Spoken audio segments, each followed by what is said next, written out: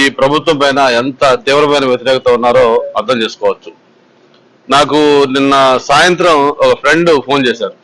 Sir నేను just landed in Vizag sir అంటే, అదేంటిది అమెరికా కదా అంటే, లేదు sir all the way 9000 kilometres నేను ఫ్లై అయ్యి జస్ట్ ఓటు వేయటం కోసం, నా ఓటు సాగర్ నగర్ లో ఉంది, నేను మీకు ఓటు వేయాలి, తెలుగుదేశం పార్టీకి ఓటు వేయాలి ఉద్దేశం రావడం జరిగింది సార్ అంటే, ఏంటి దీనికోసం ఇన్ని వేల కిలోమీటర్లు ప్రయాణం అంటే, లేదు సార్ నేనే కాదు నాతో పాటు వేలాది మంది ఈరోజు అమెరికా లేకపోతే అబ్రాడ్ లో ఉన్న వాళ్ళే కాదు, హైదరాబాద్ చుట్టుపక్కల ఎక్కడ ఉన్నారో వాళ్ళందరూ కూడా వచ్చి ఓట్లు వేయాలని చెప్పి పెద్ద ఎత్తున రావడం జరిగింది చెప్పినప్పుడు చాలా సంతోషం వేసింది. మనం కూడా చూసాం నిన్న మొన్న హైదరాబాద్ నుంచి మొత్తం ఆంధ్రప్రదేశ్ కు వస్తున్న పబ్లిక్, అది బై రోడ్ కావచ్చు, ట్రైన్స్ కావచ్చు, ఫ్లైట్స్ కావచ్చు, ఎన్ని మార్గాలు ఉన్నాయో ట్రాన్స్పోర్ట్ అన్ని మార్గాల ద్వారా కూడా వేలాది మందిగా అంటే టోల్ గేట్స్ దగ్గర గంటల తరబడి వెయిట్ చేసే పరిస్థితి వస్తా ఉంది.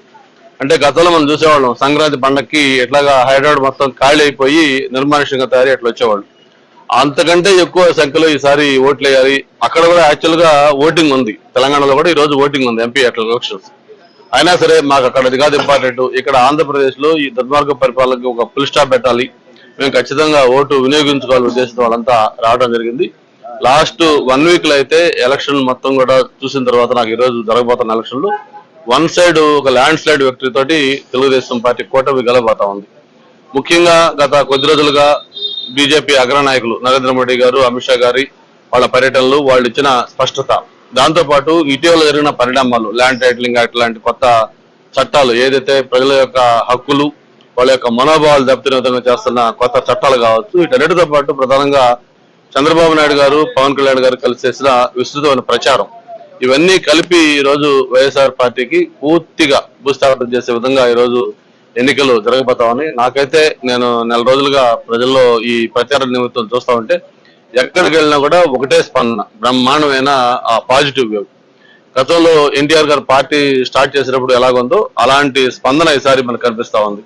అంతేకాదు మొన్నే పోస్టల్ బ్యాలెట్ ఎంప్లాయీస్ సంబంధించిన ఇవన్నీ కూడా ఓటింగ్ అయింది.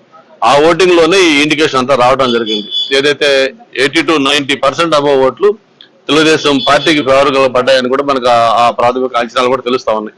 ఈ విధంగా ఎక్కడ చూసినా కూడా ఆ తెలుగుదేశం పార్టీ కూటమి వేవ్ స్పష్టంగా కనిపిస్తా ఉంది. రేపు 4వ తారీఖు ఏదైతే కౌంటింగ్ ఉందో, కౌంటింగ్ రోజు సాయంత్రం 5 గంటలకి జగన్మోహన్ రెడ్డి గారు తన ముఖ్యమంత్రి పదవికి రాజీనామా చేస్తూ గవర్నర్ గారు కలిసి లేఖిస్తారు.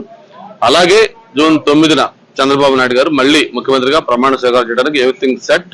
మరి భారీ మెజార్టీ, గతంలో ఎప్పుడు రాని ఒక భారీ మెజార్టీ తోటి తెలుగుదేశం పార్టీ ఎంపీలు, ఎమ్మెల్యేలు అందరూ కూడా ఖచ్చితంగా గెలవబోతా ఉన్నారు.